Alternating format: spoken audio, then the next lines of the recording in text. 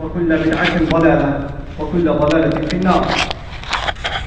يقول سبحانه وتعالى في كتابه الكريم بعد قل أعوذ بالله من الشيطان الرجيم اتل ما أوحي إليك من الكتاب وأقم الصلاة إن الصلاة تنهى عن الفحشاء والمنكر ولذكر الله أكبر والله يعلم ما تصنعون ولا تجادلوا أهل الكتاب إلا بالتي هي أحسن إلا الذين ظلموا منهم وقولوا آمنا بالله وما أنزل إلينا وما أنزل إليكم وإلهنا وإلهكم واحد ونحن له مسلمون.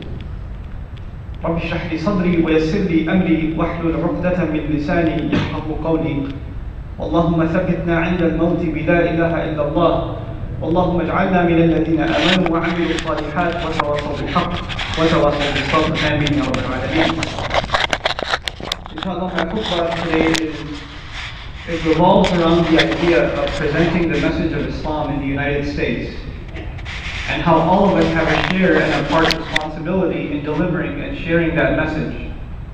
But I want to begin with three at least major obstacles that lie between us and sharing this message, this universal message of submission to Allah, and this universal message that Muhammad sallallahu alaihi wasallam is the last of the messengers. Not that we reject any of them, we accept all of them, but we accept him as the final one, and that the Quran is the final revelation, the final installment, the final testament sent to humanity that applies to all human beings. This is something we have to share with all humanity, and if we live in the United States, we have to share it with people that live in the United States.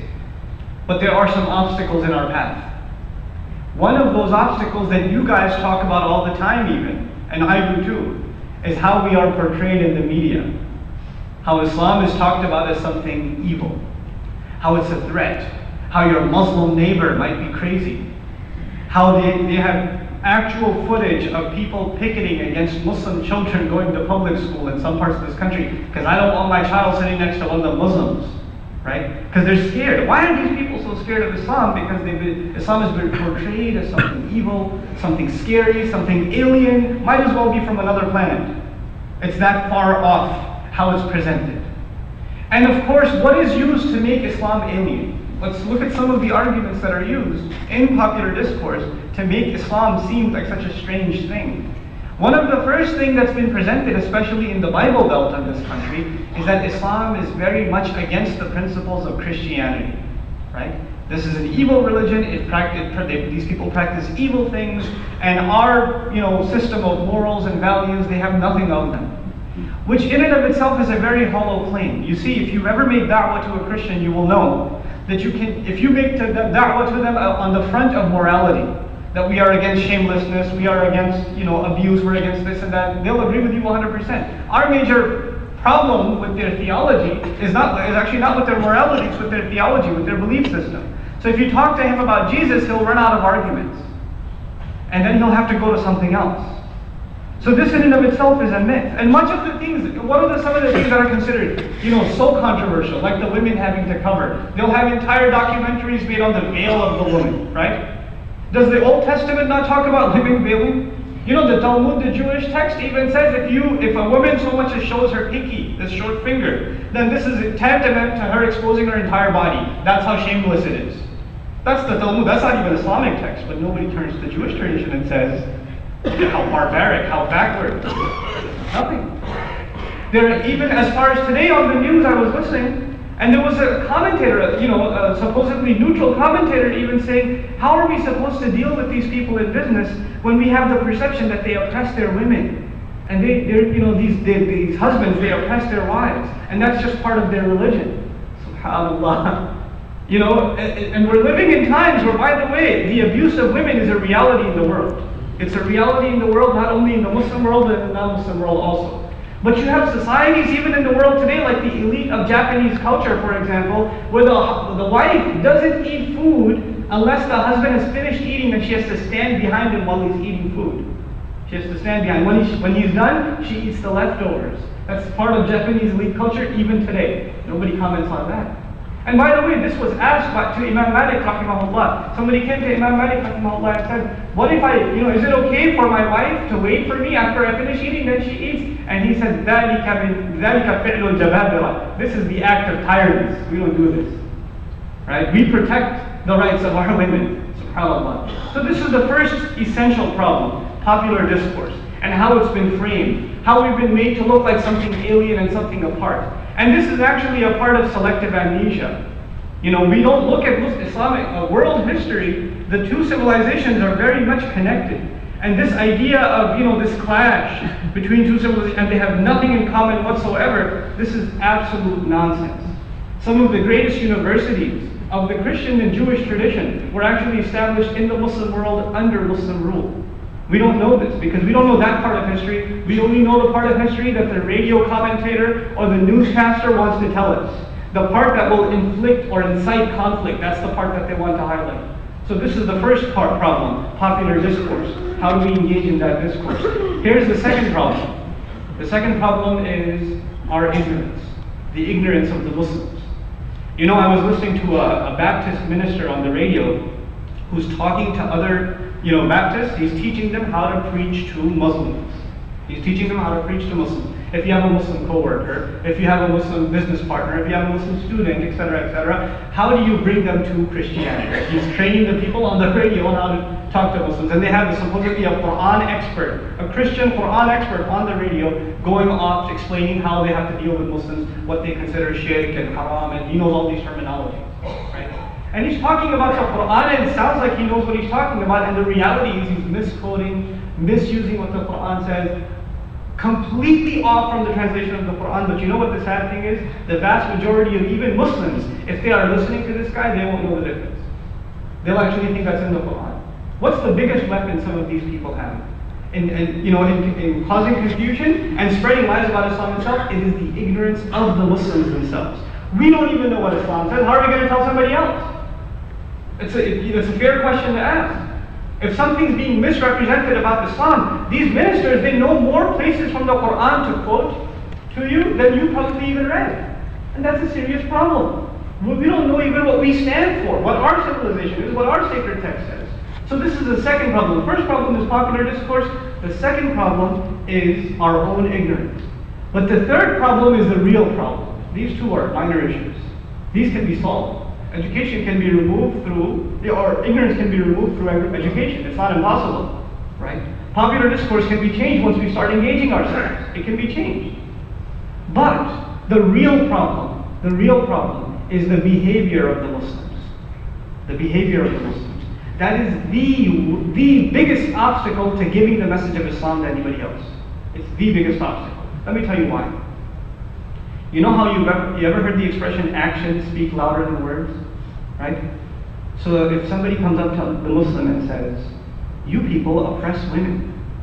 You people oppress, your religion teaches you to oppress women. And we say, no, it doesn't. It actually protects the rights of women. Look at these ayat, look at these ahadith, look at the practice of the Messenger sallallahu alaihi wasallam. How can you tell me that in a society where every 2.5 minutes a rape takes place, you're telling us that we abuse the rights of women? Look at this incredible practice and honoring of women in society and how it completely transformed how the Arabs were. And the non-Muslim can point and say, look at the Muslim world. How many cases of spousal abuse?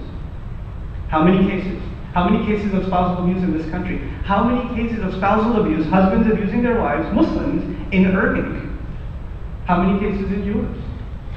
We ourselves are the ultimate anti-da'wah. Our behavior. The Muslim, we protect, our sacred text calls for honesty, dealing with people with truth. قُولُوا قَوْلًا سَدِيدًا في سورة الأحزاب. Speak straightforward. Speak in an upright fashion. And yet, one of the worst business decisions you can make nowadays is become a business partner with another Muslim. Because you're going to get you know what's going to happen. And this is popular now. Oh, don't deal with those Muslims. You don't ever know what you're going to get. They're going to swindle you, they're going to undercut you, and they're going to look all religious on the outside, but they will, basically con you out of all your money. That's the popular impression. But how did it get to that point? Our own behavior. So our text, our Quran and Sunnah are so beautiful, and our behavior is so ugly. It's so ugly. But what do people see? People don't see the Quran and Sunnah. What do they see? They see us. They see our behavior. And when they see us, they're not going to care what their book says. They probably got all this from their book. That's what they assume. So they blame our religion based on our shortcomings. And you know what? As much as we complain about that, as much as we can say, no, don't judge Muslims, judge Islam, in the end, until Muslims change their behavior, until we represent what our book and the Quran and the Sunnah says, until then we can't really spread this message. We cannot really spread this message. Wallahi, I know brothers that took Shahada. They accepted Islam by looking up Islam in the public library. But when they came to the masjid, they thanked Allah and said, thank Allah, I did not meet these people first. Thank Allah, I learned Islam first. Because if I met these people first, I wouldn't even have learned about Islam. I would never even have considered it. How bigotous they are. How they look at you. The way they behave towards you. The way they fight with each other in the house of Allah. These kinds of things, we are turning people away from the Dawah of Islam from our own behavior. From our own behavior. So here's the thing. The vast majority of Muslims, they're not doing Dawah at all. They're not doing Dawah at all. There are some Muslims, may Allah reward them and bless their efforts and put power in their efforts and barakah in their efforts, that are trying to spread the message of Islam within the Muslims and even beyond the Muslims. But their work is being multiplied by zero by all the lack of practice and the corruption of the rest of the Muslims. Because whenever they speak, the actions of the rest of the Muslims speak louder than their words. Those actions are louder than the words of these Muslims. We're undoing our own efforts. We're undoing our own efforts. This is a serious problem. And this is the problem we have to resolve. I want to give you've heard khutbahs about the importance of da'wah before. But I want to approach it from a different angle today, inshallah ta'ala, the long-term consequences of not being a nation of da'wah. When we are not a nation of spreading and inviting people to the message of Islam in speech and in practice. If we are not those people, what are the consequences? What are the consequences of that? Of course, the first consequence is that we become the people that might fall under the curse of Allah according to the book of Allah Himself. إن الذين يكتمون ما أنزلنا من البينات والهدى من بعد ما بيناه للناس في الكتاب أولئك يلعنهم الله ويلعنهم اللاعنون اللهم لا تجعلنا منهم اللهم لا تجعلنا منهم. Those who hide what we sent down from the book, those who hide it, they hide it, they keep it secret. Those are the people that, even after the book had come down and we had made it clear to people, those are the people that Allah curses, and creations only designed to curse. Allah has designed special angels whose only job is to curse those kinds of people. They're assigned to that. That's the biggest consequence of not being a nation of da'wah in our speech and in our action. Right? That's the first consequence. But there are other consequences. Allah Azza wa Jalla wipes out, by the way, move forward inshallah ta'ala. There are a lot of people standing in the back, and let's make space. And be courteous to the people around you. The consequences of this are beyond, even, that's in the next life, but there are consequences in this life too. In this life also.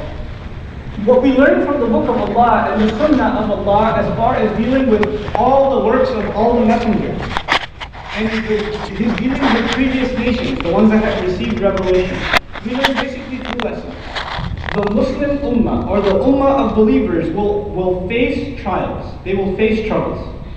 It's never going to be easy. It's always going to be trials. And these trials are there to guarantee us Jannah. Allah Azza wa Jalla says in Surah Al-Ankabut in the very beginning, and by the way, Surah Al-Ankabut is the surah of da'wah. If you want to learn the ethics of da'wah and the most important principles of da'wah, you go to Surah Al-Ankabut. It's one of the best places to learn about da'wah in the Quran. In the beginning, Allah Azza wa Jalla says, أَحَسِبَ النَّاسِ أَنْ يُتْرَكُوا أَنْ يَقُولُوا آمَنَّا وَهُمْ لَا يُفْتَنُونَ. People assume they're going to just say they believe, they're not going to be tested. People have just assumed they just have to become Muslim and just come to make salah and just go and that's it. They have iman, they're not going to be tested. وَلَقَدْ فَتَنَّ الَّذِينَ مِنْ قَبْلِهِمْ. We thoroughly tested those who came before them also.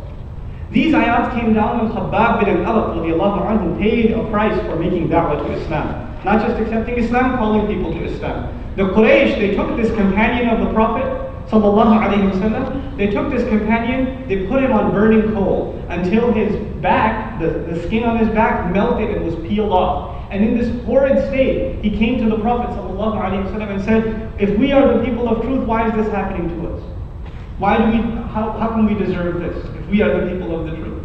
And the messenger told him, you are rushing. There are people that came before you that were sawed in half or buried into the ground alive because of La ilaha illallah. So you're rushing to judgment. Don't rush to it. And then the ayat came down. You think you're just going to get Jannah just like that? Imagine what he went through, and Allah said, that's not even that. You haven't really paid yet. We have to be mentally prepared for trials. When we engage in the work of da'wah, we have to be mentally prepared for trials. Now, in this surah, when Allah gave this passage about how to make da'wah and be patient and struggle, then He mentioned a number of prophets. I'm only going to mention the immediate 2 prophets that are mentioned right after. Immediately after this passage, Allah starts talking about Nuh alayhi salam. And immediately after that, He starts talking about Ibrahim alayhi salam. What's the significance of first talking about da'wah, then talking about Nuh alayhi salam, and then Ibrahim alayhi salam, immediately after that? You see, Nuh alayhi salam, if you know nothing else, you know it's relentless da'wah. It's non-stop da'wah. It is consistent, untiring, unflinching calling to Islam for 950 years continuously. So what is this teaching us fundamentally? That this work is not something that can be done over a month or a year or a seminar. It's something that has to be a constant effort of the Muslim. This has to be a constant work of this ummah. The constancy of Nuh alayhi salam is alluded to. Then Ibrahim alayhi salam, and by the way, if you want to give an adjective to the da'wah of Ibrahim alayhi salam, you would have to say fearless da'wah. Fearless da'wah. So there's constant da'wah, Nuh alayhi salam. And there's fearless da'wah, Ibrahim alayhi salam. And no matter what the consequences, he's not going to let go of la ilaha illallah. He's not going to let go of it. Our da'wah should not be based on fear. Our da'wah should not be based on anger, and it should not be based on fear. It should be neutral. Like the da'wah, the calm, collected da'wah of Ibrahim alayhi salam. He has the ability to talk to even one of the worst human beings in nice language. Just in logical discourse, intellectual discourse, he's able to do that alayhi salam. So we have to learn from these things. Now what I wanted to conclude with, inshallah ta'ala, is just some basic food for thought that all of us need to take a little more seriously if we are to engage in this work. If we are really serious about taking the work of da'wah forward in this country at the level of a community and even as individuals. Sometimes when you think about the problems of the Muslims, those problems are so big that you get overwhelmed. And when you get overwhelmed, you say, oh man, there's no solution. Man, we got so many problems, I don't even know when it's going to stop. Right? That's usually our attitude. Sometimes this becomes casual, entertaining conversation over dinner. Man, we got so many problems, our rulers are so corrupt, the media hates us, this and that and the other. We make a list of all the problems we have. It's like our, the non-Muslims have Alcoholics Anonymous and their therapy sessions. We have Chai Anonymous, right? We just sit over Chai and we discuss the problems of the Muslims and we don't do nothing about them, right? We say it's too big a problem for us to fix. Now, how do we change that attitude? First of all, Allah Azza wa Jalla does not demand from me or you to change the whole world. What does He demand from us? To change ourselves. That's what He demands from us. إِنَّ اللَّهَ لَا يُغَيِّرُ مَا بِقَوْمٍ حَتَّى يُغَيِّرُ مَا بِأَنفُسِهِمْ. Allah, it is no doubt that Allah is not the one to change what is afflicting a nation until they change what is in their own selves. Right? Not even Him, بِأَنفُسِهِمْ, within their own selves, at the individual level. What am I doing wrong? How am I misrepresenting Islam in the way I deal with my wife, with my neighbor, with my co-workers, with the people that drive by me on the highway? How am I misrepresenting Islam being a Muslim? You can change that much. Instead of complaining, complain about yourself. Start with that. The second thing I said, the biggest problem was our behavior. So let's start changing our behavior, right? The second problem above that was our ignorance. So we need to address that too. We need to become students of this deen. We need to start asking more and more questions. We need to start to learn more and more and more. We need to connect with people that know better than we do, so we can call them or email them or visit them and learn from them. It's not necessary that you join a madrasa or you become a muhaddith or a mufti, etc., to represent the basics of Islam. But it is important that you connect with somebody who has knowledge. If you at least have some contact with somebody who has knowledge, when something comes up, you can ask them, you can learn about it, right? And my advice would be to have someone like that who's actually a living person, not someone behind the screen with a screen name and you have no idea what you're getting, what knowledge you're getting online, right? It may or may not be valid. So if you have a person like, the imams of our community, subhanAllah, they're a wonderful resource for them. We need to put them to work. We need to be going to them and asking them these sorts of questions. This is our second issue.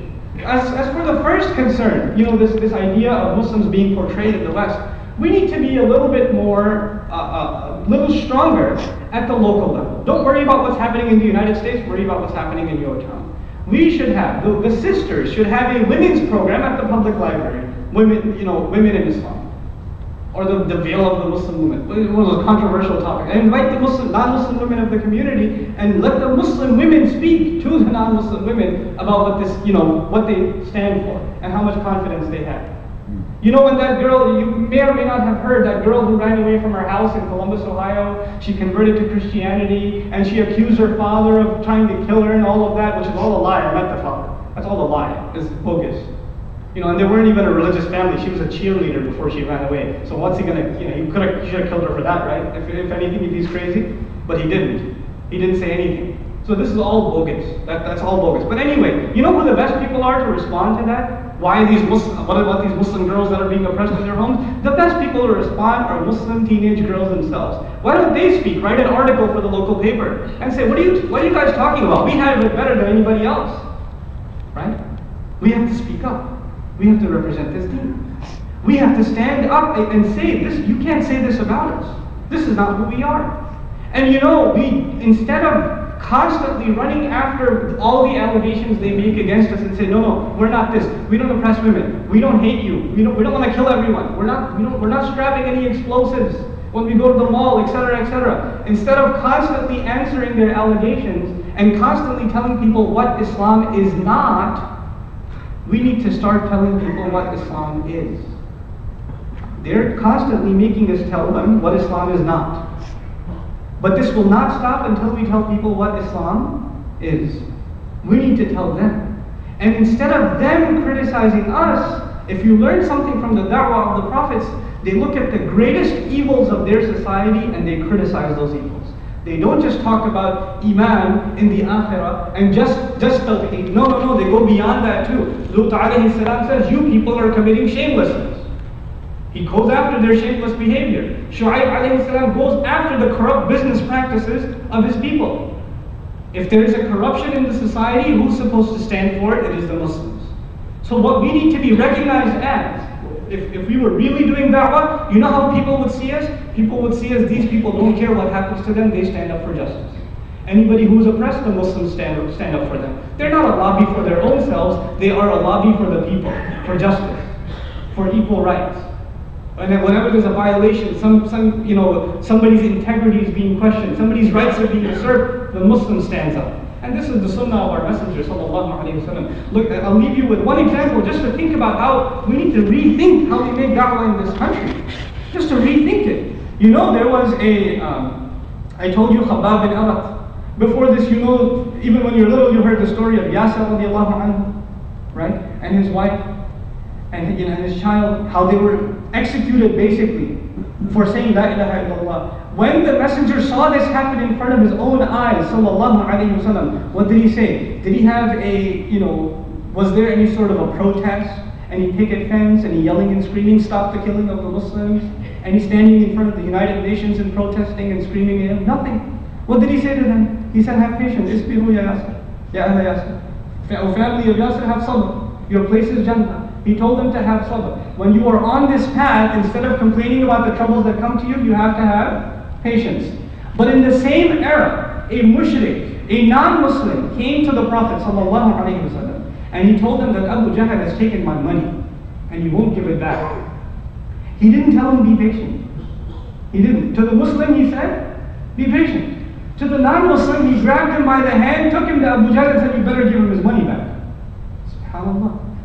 So we are putting ourselves in sacrifice for the justice to be served for others, not for ourselves first, for others first. This is why Allah says, "Kuntum khayra ummatin ukhrijat," not minan nas, but linnas. You are the best of nations derived not from the people but for the people. Allah says you are the best nation chosen not from the people but for the people. We are here to serve.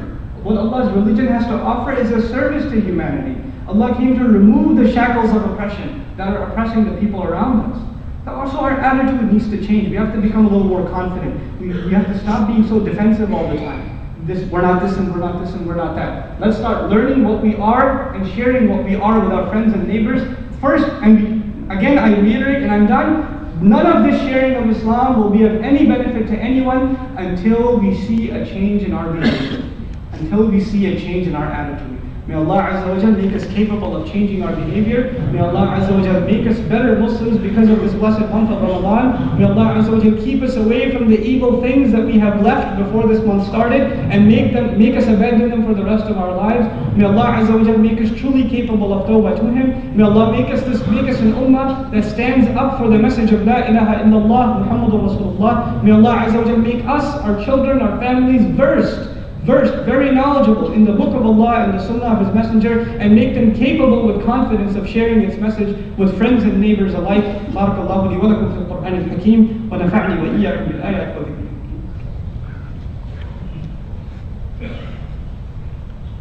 الحمد لله وكفى والصلاة والسلام على عباده الذين اصطفى خصوصا على أفضلهم وخاتم النبيين محمد الأمين وعلى آله وصحبه أجمعين.